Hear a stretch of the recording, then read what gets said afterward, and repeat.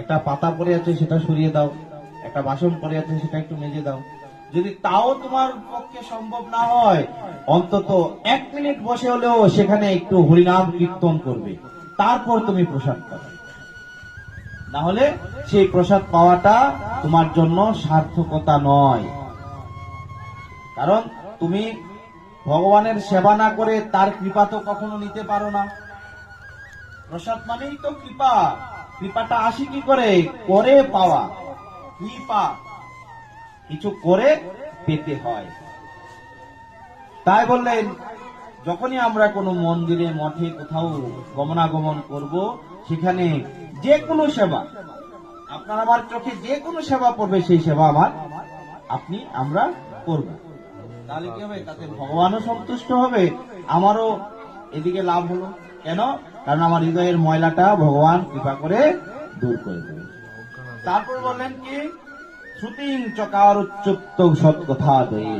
বললেন এবার যে শুনবো, ভগবান 2টা কর্ণ দিয়েছেন, সেই কর্ণে কার কথা শ্রবণ করব? বললেন তার কথাই শ্রবণ করতে। আমাদের এই কর্ণ দ্বারা আমরা তো অহর্নিশি এই জগতের কথাই শ্রবণ করি, সে কারণে মনটাও কিন্তু ওইদিকেই চলে যায়। এটা স্বাভাবিক নিয়ম। আপনি যার কথা শুনবেন তার কথাটাই কিন্তু মনে থাকবে বেশি।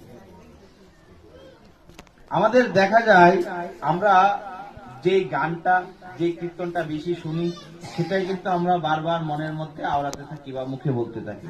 কেন? এটা বেশি বেশি শোনা হয়েছে, আর শুনতে শুনতে শুনতে শুনতে কি হয়েছে, সেটার প্রতি আমার একটা অনুরাগ জন্মগ্রহণ করেছে। তাই বললেন ওই শ্রুতিং চকার উচ্চুক্ত কথা সৎ কথা দই। বললেন এই শ্রুতিটাকে কোথায় কাজে লাগাবে? তুমি যে শ্রবণ করবে, কার কথা শ্রবণ করবে? বললেন ওই ভগবানের কথা, তার ভক্তের কথা তুমি শ্রবণ করবে। তাহলে কি হবে? ওই শ্রবণ করতে করতে করতে করতে একদিন দেখবে তার প্রতি তোমার মনটা অটোমেটিক।